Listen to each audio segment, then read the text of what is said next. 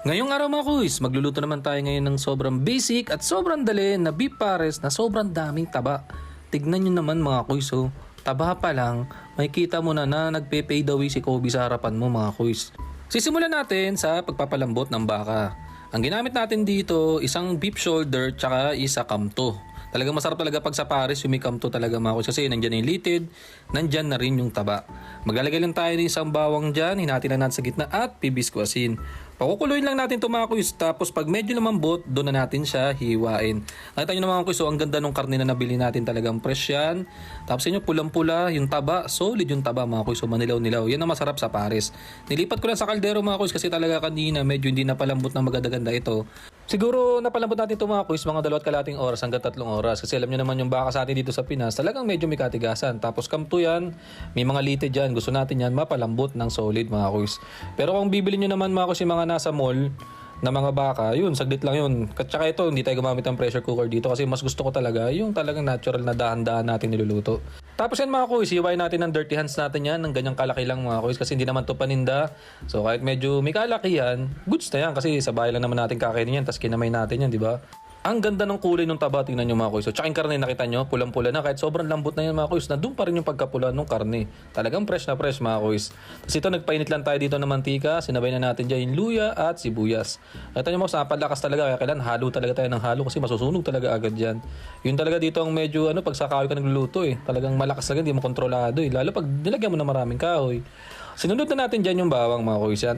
Itong diskarte na lulutuin natin pares, pwede nyo gawin pang business to mga kuys ha. Nakita nyo, naglagay tayong sibuyas bawang dyan, tsaka luya, naglagay tayong sibot doon, ginisa natin ng konti. Tapos, sinunod na natin yung hiniwa natin baka dyan mga kuys. Ganyan lang kuys yung mga lasa ng mga nagtitinda sa mga kanto pares. Kasi ganun yung gagawin natin yung kanto pares. Tapos binuhusan natin dyan yung pinagpakuluan ng baka. Yan mga kuys, para medyo mapalambot pa natin ng konti pa mga kuys yan. Halu-haluin lang natin yan, tapos isusunod natin i-boost pa ulit. Nandyan nakasama yung taba. Hindi ko kasi siya sinama sa pagpapakulo kanina kasi baka sumobrang lambot yung taba. Kasi masarap sa taba yung medyo may katigasan ng konti. Yung parang pag kinagat mo siya, dun siya madudurog sa bibig mo mga kuys. Pangit yung talagang sobrang lambot ng taba mga kuys. Ayoko nun, nakakaumay agad yun.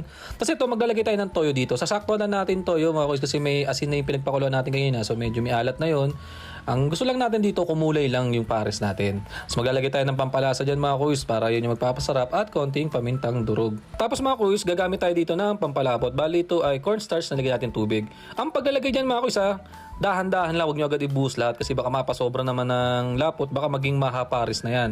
So tansya-tansya lang mga kuys, nasa inyo kung gaano kagusto nyo yung lapot. Ako ayoko ng masyadong malapot, gusto ko yung sa gitna lang ba. Yung medyo papunta sa lapot at medyo palabnaw. Pero nasa inyo mga kuys basta sa akin tansyahin nyo lang ng maayos mga kuys para hindi naman sumobra lapot, para hindi naman nakakaumay. Tapos naglagay tayo dyan ng nor seasoning. Yan din yung magpapasarap sa ating pares. Nakita nyo mga kuys ang daling sundan. Ganyan lang mga kuys yung luto ng pares sa kanto pares na ito ay pinasarap. Tapos sa huli, maglalagay tayo ng celery dyan mga kuys. Pero nasa inyo, kung ayaw nyo maglagay, huwag nyo lagyan mga kuys. Kasi sa akin, may ibang bango at saka may ibang dating din talaga sa pares pag merong celery. Pero kung hindi ko sinasama sa gisa, sa huli ko siya nilalagay mga kuys. Para mas masarap yung medyo makakagat-kagat mo pa yung celery. Ang sarap. Siyempre, hindi pwedeng wala tayong fried garlic dyan mga kuys. Hindi makakompleto ang pares natin pag walang ganyan.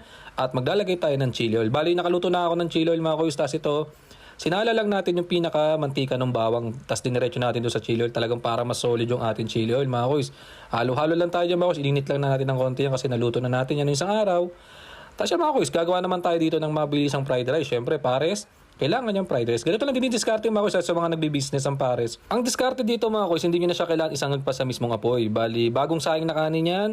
After nyan, lalagay kayo ng nor seasoning or toyo. Tapos lagay kayo ng fried garlic. Tapos halo-halo lang. Kasi kung isasangag nyo sa mismong apoy yan, baka mga ilang minuto pa lang tumigas na yan mga kuys. Kaya ang dinidiskarte talaga ng mga nagtitinda sa mga kanto-kanto pares, ganyan lang mga kuys. Bagong saing, lalagyan ng konting toyo. Tapos yun, fried garlic. Tapos yan mga kuys, nag-setup tayo. Setup pa lang, mapapalabang ka talaga mga kuys sa kanin na ito. Ang sarap niyan mga kuys. Tapos yan, hindi na natin hiniwa-hiwa ng maliliit yung taba. Para kung sino gusto ang kumuha sa amin dito, gupit-gupit na lang. Siyempre, matik tayo dyan, mangunguna tayo dyan kasi paborito talaga natin yan. Pot is gold mga kuys. Pero siyempre, minsan-minsan lang, wag naman araw-araw. Baka naman talagang makita mo talaga yung fade away ni Kobe Bryant. Nag-set up tayo ng fried garlic, tsaka hot sauce, chili oil, chili garlic, tsaka yung daw ng sibuyas, kalamansi. Yan ay mga kuys. Ganun kasimple mga kuys. Nakaluto tayo ng sobrang sarap at pinakamasarap na kanto beef pares sa buong mundo. Tara mga kuys, kain. Salamat.